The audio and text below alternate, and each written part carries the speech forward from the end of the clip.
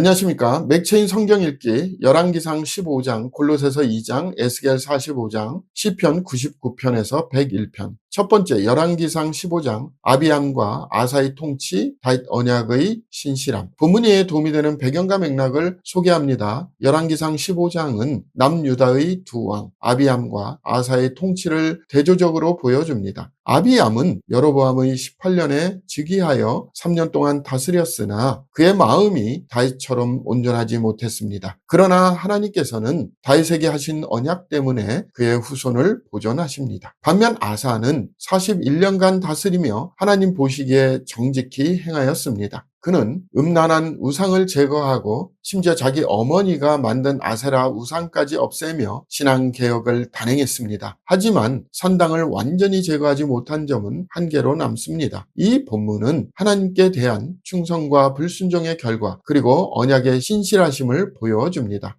본문의 중요 구절을 소개합니다. 열왕기상 15장 11절 12절. 아사가 그의 조상 다윗같이 여호와 보시기에 정직하게 행하여 남색하는 자를 그 땅에서 쫓아내고 그의 조상들이 지은 모든 우상을 없애고. 본문을 적용하는 데 도움이 되는 가이드라인입니다. 오늘날 우리는 신앙의 개혁과 순종이 지도자 한 사람의 결단으로 시작된다는 것을 배웁니다. 하나님은 완전한 사람을 찾지 않으시지만 그분의 뜻을 따라 진심으로 순종하려는 사람을 사용하십니다. 우리의 신앙이 불완전하더라도 다윗처럼 하나님 중심의 마음을 지닐 때 하나님은 그 마음을 기뻐하시며 세대를 넘어 신실하게 일하십니다. 그러므로 우리는 작은 순종이라도 끝까지 지켜내야 합니다. 두 번째, 골로새서 2장, 그리스도 안의 충만함과 믿음의 뿌리. 본문 이에 도움이 되는 배경과 맥락을 소개합니다. 골로새서 2장은 바울이 성도들에게 그리스도 안에서의 충만함과 자유를 상기시키며 헛된 철학과 인간의 전통에 미혹되지 말 것을 권면하는 부분입니다. 당시 골로새 교회는 유대 율법주의, 철학적 사조, 천사 숭배 등 혼합주의적 가르침에 위협을 받았습니다. 바울은 성도들이 그리스도 예수를 주로 받았으니 그 안에서 행하되 라고 권면하며 모든 지혜와 지식의 근원이 오직 그리스도에게 있음을 강조합니다. 그는 그 안에는 신성의 모든 충만이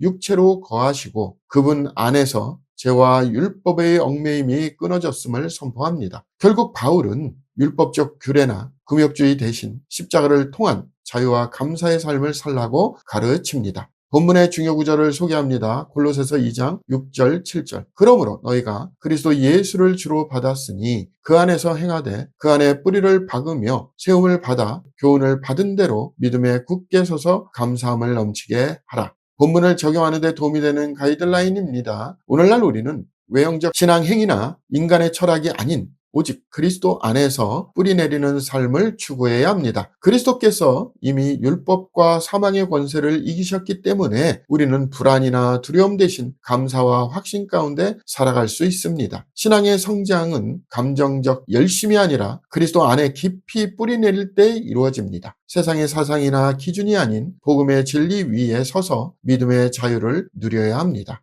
세 번째, 에스겔 45장, 거룩한 땅의 분배와 정의의 회복. 본문 이에 도움이 되는 배경과 맥락을 소개합니다. 에스겔 45장은 회복된 이스라엘 공동체에서 땅과 예물, 제사 규례를 새롭게 설정하는 장면을 다룹니다. 하나님은 제사장들과 통치자들에게 일정한 구역을 거룩한 땅으로 구별하도록 명령하십니다. 또한 통치자들에게 포악과 겁탈을 제거하고 정의와 공의를 행하여 라고 말씀하시며 불의한 무역과 부당한 저울 사용을 금지합니다. 군주는 백성의 제사를 대신하여 속죄제를 드리는 책임을 맡고 절기와 규례를 통해 공동체 전체의 정결함을 유지하도록 합니다. 이 장은 하나님의 백성이 거룩한 질서와 공의를 실천해야 한다는 원리를 제시합니다.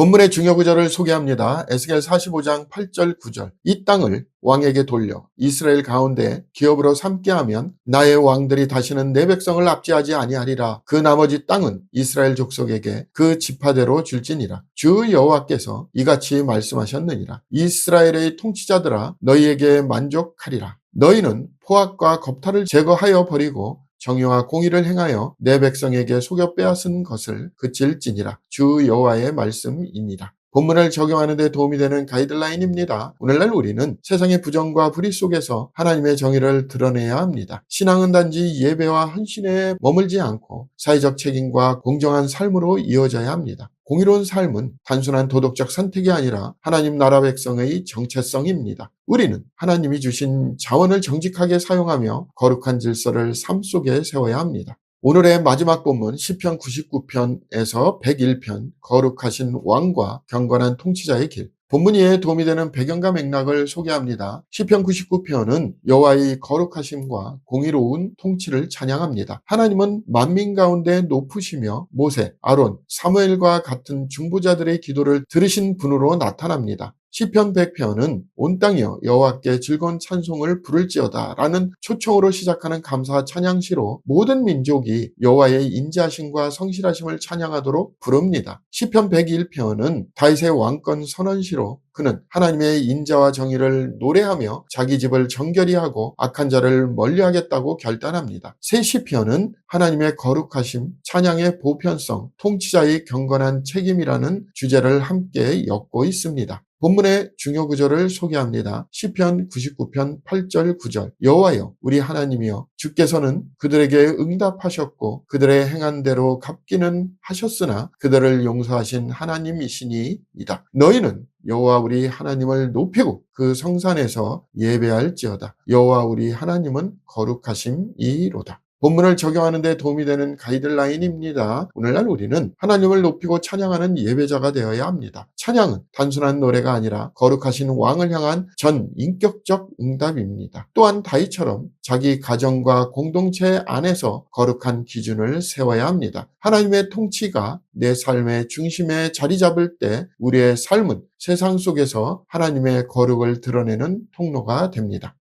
감사합니다.